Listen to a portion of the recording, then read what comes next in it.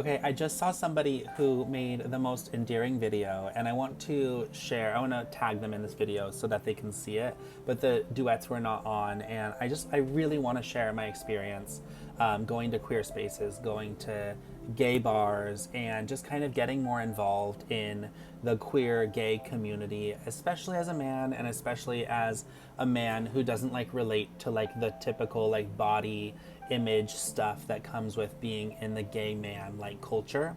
I'm 33, so I don't know how old this guy was. He seemed maybe younger than me, but I related really, really strongly to his resistance toward going to gay bars. And I remember, you know, in my earlier 20s, in my later 20s even, really, really, really, really, really, really, really, really, really, really, really feeling like I didn't relate to the gay community, that I didn't need a queer community, that I didn't need people who were gay or people who were queer or, you know, all of that. Because I had my straight friends and I had my high school friends and my college friends, and I loved like those people. And, you know, toward the time that I turned 30, I was starting to feel a little bit, and not to anybody's fault, but just a little bit left out, a little bit behind, a little bit comparing myself to people who I don't need to be comparing myself to. And it just wasn't helpful. It was actually pretty harmful for me and my senses of loneliness. And I started going to therapy. And therapy changed pretty much everything for me. It really opened up a world of openness and acceptance for me, and like how I view the world and how I view queer people and the queer community and all of that. And I have struggled so much with my own body stuff, my own femininity stuff, and I really, really, really felt what that guy was saying about going into gay bars. And I have three things. Let's see if it ends up being three. But I have three things that I really want to share with this guy about finding community. And even though I'm single and I am not like dating, I'm not in love with anybody, but like I really want to share some perspectives on dating and love, if that's okay with you, because I really feel what you were saying, and I feel really genuine. Like, you were really genuine, and I really wanted to help if I can. I don't know what city you're in, I don't know what state you're in, I don't know how old you are, but I really related to what you were saying, and I just wanted to share. So the first thing about going to gay bars is I really recommend going at a time, for the first or second or third or fourth or fifth time, going at a time that's not meant for partying or dancing or dating or, you know, connecting with people on a sexual or relationship or dating or, you know, kind of flirty level. If you can go at like 4 o'clock and have a drink at a gay bar, it's a really nice experience. Usually it's just like the bartender, maybe one or two other people, and you can kind of just sit there. I also, number two, recommend like going alone.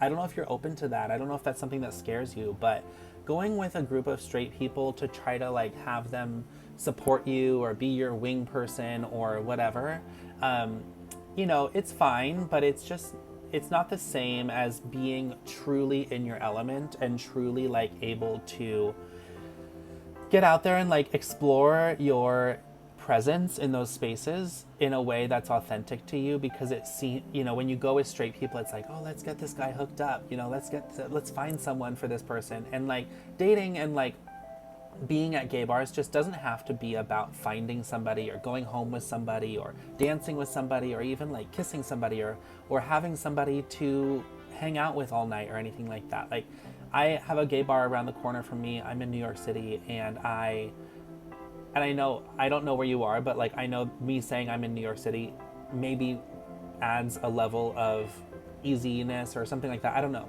But like I have a bar around the corner that I go to, and you know, I like going, and I've eased my way into talking to people. I've eased my way into being more comfortable. I try to go when maybe there's an event happening and maybe there's drag queens, or when there's a show happening, so that you don't have to have so much pressure to like actually go and talk to somebody. And then I would also say just like being able to like, how do I say this? Like being able to just sit and be with yourself, and not, I know this sounds so hard, but like not worrying if somebody's going to talk to you or if somebody's going to see you or if you're feeling invisible. in a moment, I would say it's okay to feel invisible for a moment, because your goal isn't to be seen. Your goal is to see yourself. And as a queer person, you genuinely grow up trying not to see yourself. A lot of people, not everybody, but I grew up trying to not see the real me. And going to a gay bar or going to a gay space was a way for me to sit with myself and to be able to just be like, do I like this? Is this interesting to me? I'll also say that I was really resistant to things like drag queens, and I was really resistant to things that like were, you know, stereotypical, because I felt like if I like these things, that means that I'm just a stereotypical gay guy. And, you know, jokingly now I kind of say, well, I kind of am a stereotypical gay guy. But, and that's just to be funny, but like, there's a lot that we all have in common, and a lot of gay people, a lot of queer people struggle with certain things around body image, around dating, and we all have different things that we struggle with. It's not all the same. So there are people, I know that you might feel that body-wise you're not fitting in with the queer community. I just want to invite you to understand and like learn and explore that there are queer people with every type of body. Any type of body that you've seen all across America, there are queer people with those bodies. And then, you know, the thing that my therapist told me is like, and this isn't any hate toward anybody with like a, you know, stereotypically great body, but like there's a lot of work and a lot of pain sometimes that goes into building a body like that. The people that you're seeing with their shirts off and their abs, and they have glitter all over their abs and stuff like that, those people are not necessarily any more happy than you. They're not necessarily any more secure than you in their bodies. Oftentimes, the people at the gym who are the fittest are the people who are giving themselves the most criticism out of almost anybody at the gym. And then the last thing that I want to say is I really do like your idea. This guy had said he wanted to, instead of going to gay bars, he wanted to go to things like you know, game nights and game stores and video game, you know, things that he had interest in. And I really support that idea. For me, I love performing. I love karaoke. I love music. And my way to get more comfortable with going into the queer community was to find queer versions of things that I really liked. So like there were like queer karaoke nights. I started doing comedy. I started being able to perform on stage. And then once I started performing on stage, I realized I don't really have anything in common with the straight performers necessarily. Sometimes I do, but not always.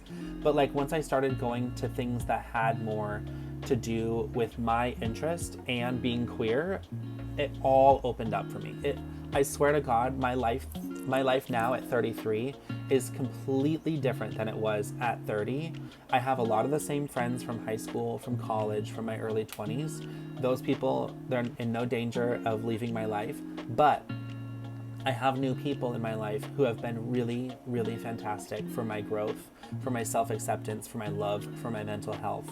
And I just hope that I wish for you, and I wish for the queer community and for people who are younger than me who grew up queer and are trying to find a place in the world, that you explore, you know, and don't close yourself off, and don't turn yourself away from a place where you do belong. But I understand that it takes time, you know, and it takes effort, and it takes ability and self-awareness.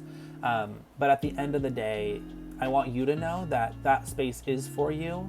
And just because other people are more outgoing in those spaces doesn't mean you don't belong. So with that, I hope you have a wonderful day, an even better week. And do not forget, this is what I say in my podcast, do not forget to live your life in bold.